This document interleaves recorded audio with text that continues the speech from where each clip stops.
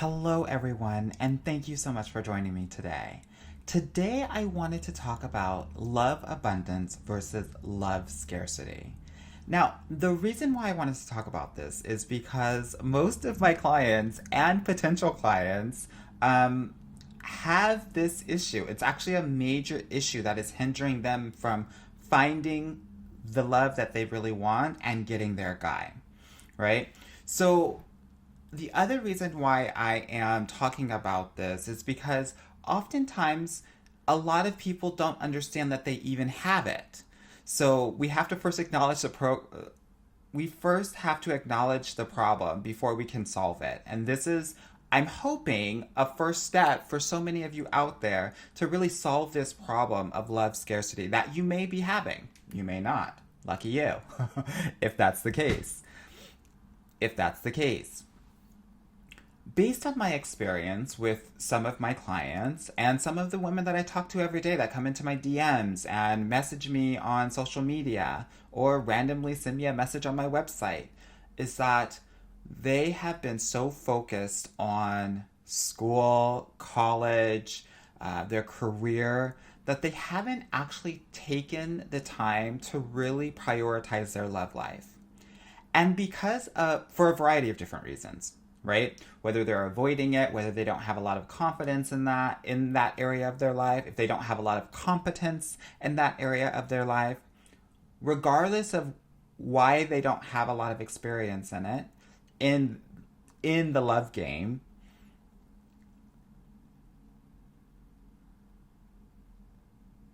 regardless why they don't have experience in this love game, it's important to understand that that lack of experience is actually creating more of a scarcity mindset when it comes to love.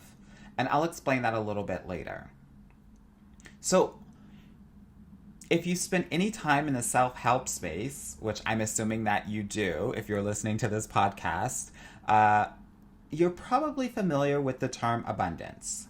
And I don't know about you super spiritual folks out there or how you define it, but here's how I think about it. When you're feeling abundant, you recognize that you're the catch, that you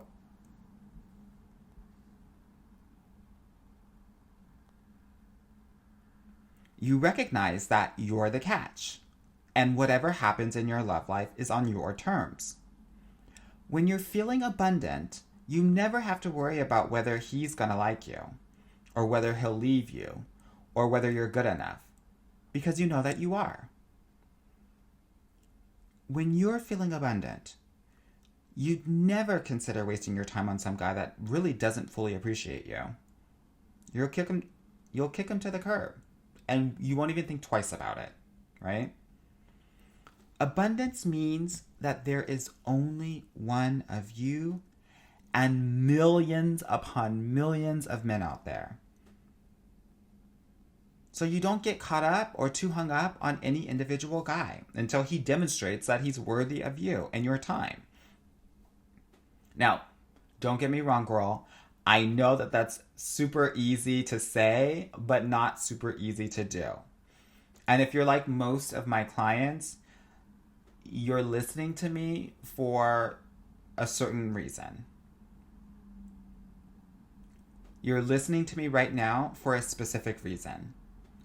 Maybe it's because you wanted to get your ex back, or maybe it's because your current guy only texts and rarely schedules dates, or rarely texts you in general. Maybe it's because you're sleeping with a guy and this guy doesn't want to commit at all. And you know it deep down inside.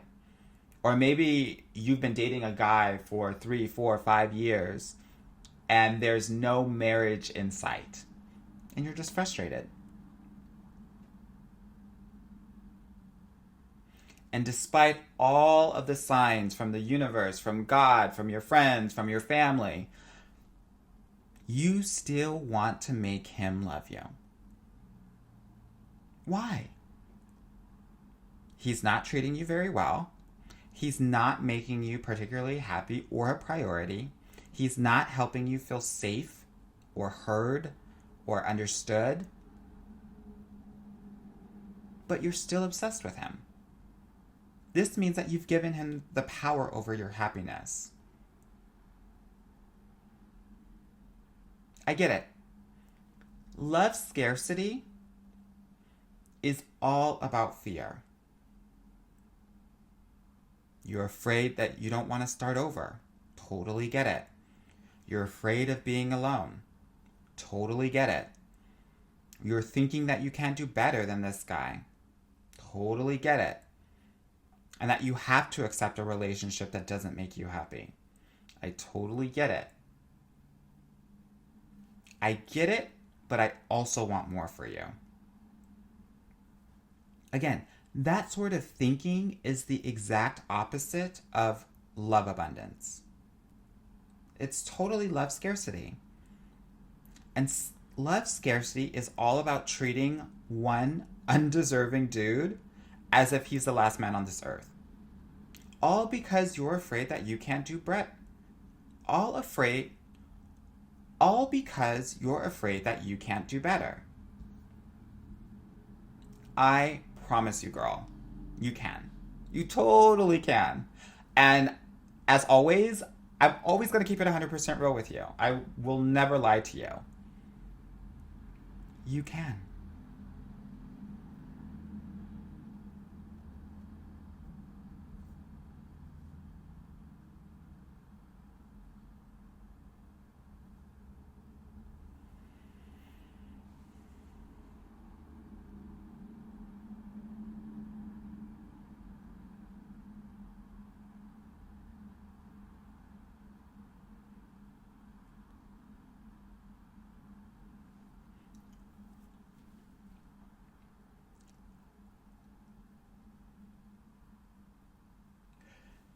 Amazing.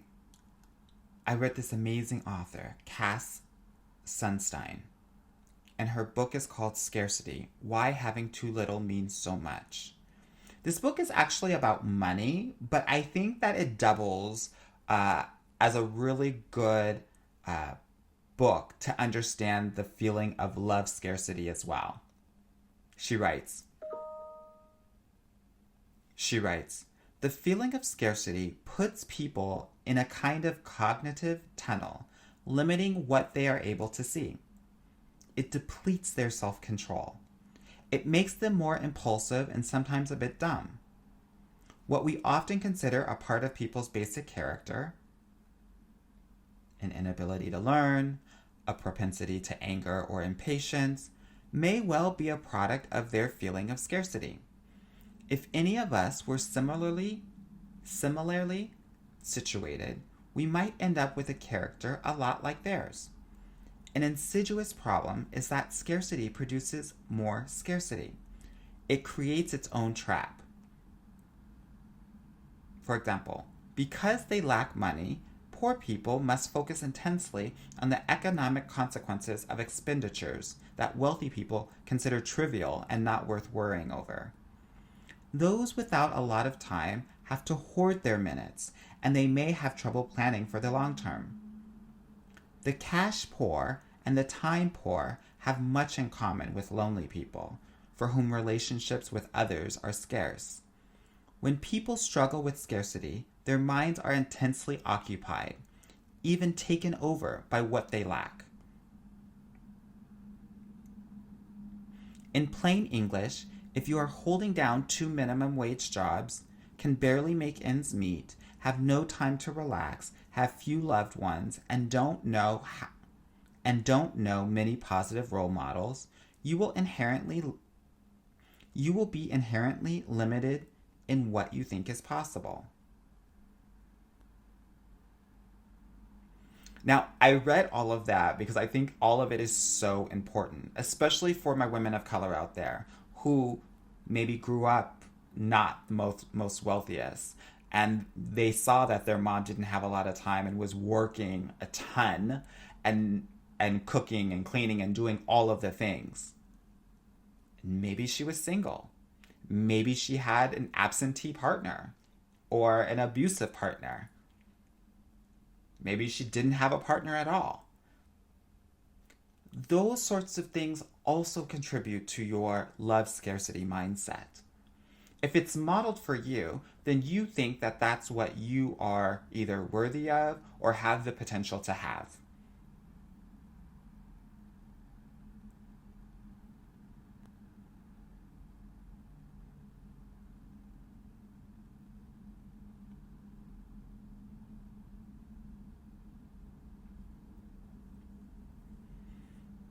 Now, I want to go back to what Cass was saying in her book and apply them to your love life, right?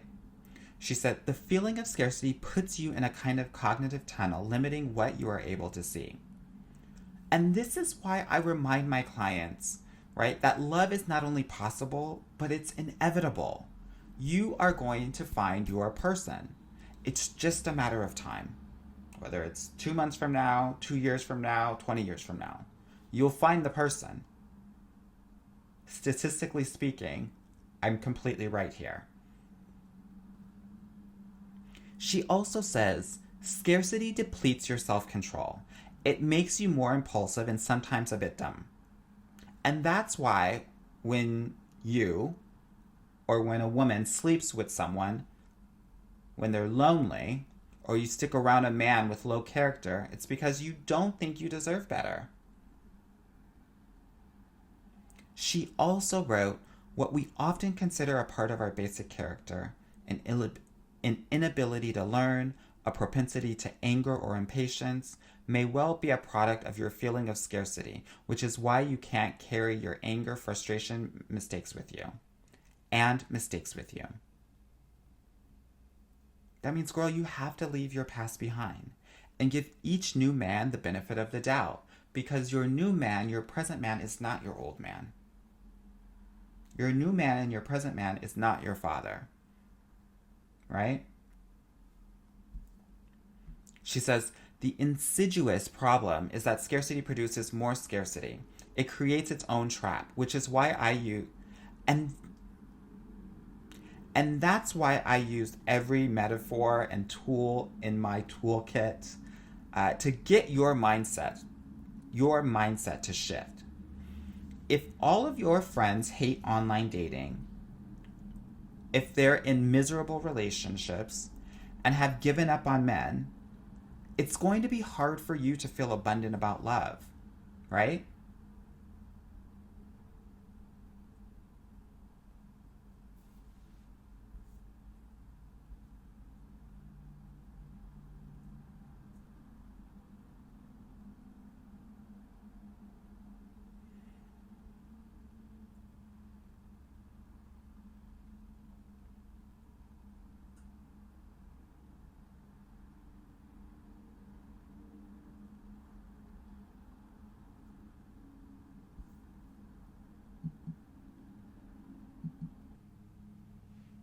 Because you lack positive experience, you must focus intensely on the dating process that married people don't think. Let's do that again. Because you lack positive experience, you must focus intensely on the dating process that married people actually don't have to think about, which is why it's exceptionally important to surround yourself with people in happy relationships. You know, people who believe in lasting love, people who are open to change, and yes, other optimistic, supportive single women on the same path. That's one of the amazing things that I think is important in my Get Your Guide program, being supported by a variety of women from different backgrounds, all focused on the same goal and supporting each other throughout that goal.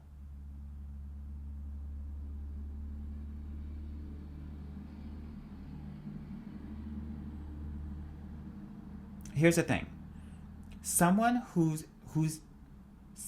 has been married for like 25 years may be like sympathetic to your struggle, but she definitely doesn't necessarily get it. She doesn't understand the apps. She doesn't understand how dating is right now.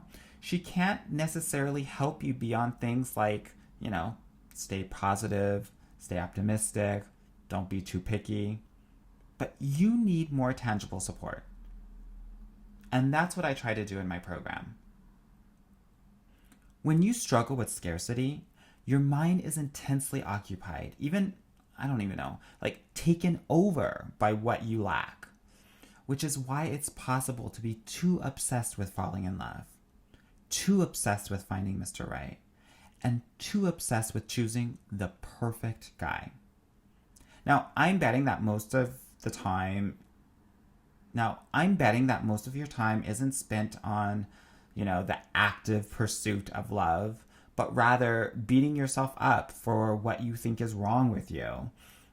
Whether it's your flirting ability or your judgment or past judgment with guys, or the way that you communicate, or maybe you feel like you're too sensitive, or your confidence.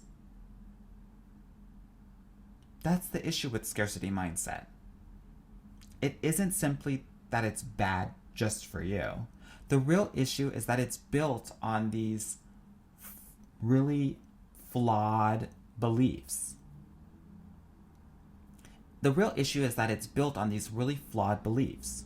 In other words, scarcity just isn't true. For example, he's never the last man on earth. There's no way to spin it otherwise. I'll do that again.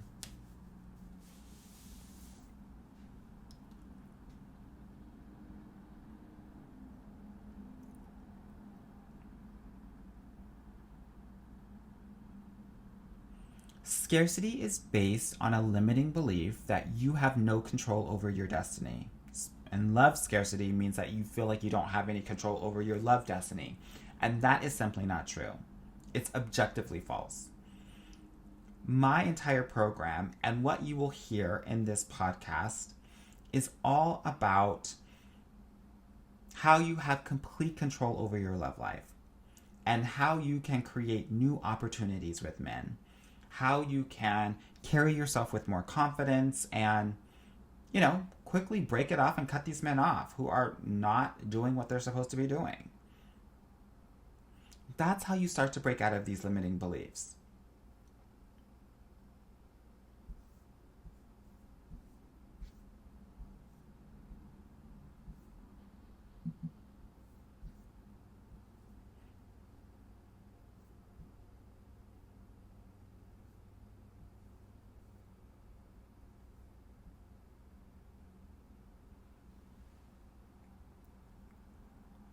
Getting out of these limiting beliefs is all about changing your mindset. Changing your mindset. Once you can do that, then you can take action and get different results. Girl, you can totally do this. So many of my clients are doing it, so I know that you can do it as well. Okay, so let's break it down. What's the T? The T is that if you're single, you probably have some sort of dating or love scarcity mindset. And if you haven't dated in a while, or if you're still stuck on your ex, who probably treated you not so well, and if you've had some not so great past relationships, then you're probably living in dating and love scarcity. But that's just a symptom. The real problem is self-doubt and feeling like you're not something enough. You're not tall enough, not hot enough, not rich enough, not cool enough, not white enough, not something enough. And it goes deeper than that. And here's where the fear comes in. If you feel like you're not something enough for men, then that means that you also feel that you don't deserve to receive the intimate romantic love from a wonderful man. And that's when we go into self-sabotage mode. I like to think of romantic love like oxygen for the soul. And if you don't have it, then you're love dying. That's when we end up settling for loneliness and depression and frustration and low quality men that, you really don't want to be with, and low quality men that you really don't want to be with, or men that just are not ready for relationships. And that's the real source of the sadness and the anxiety when it comes to your love life. But the scarcity mindset is the core of it.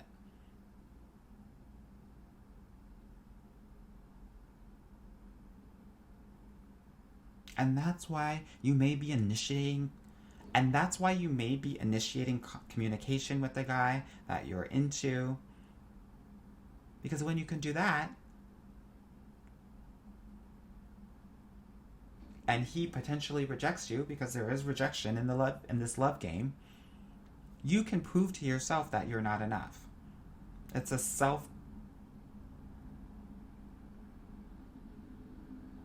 it's almost like a self-prophecy of sorts.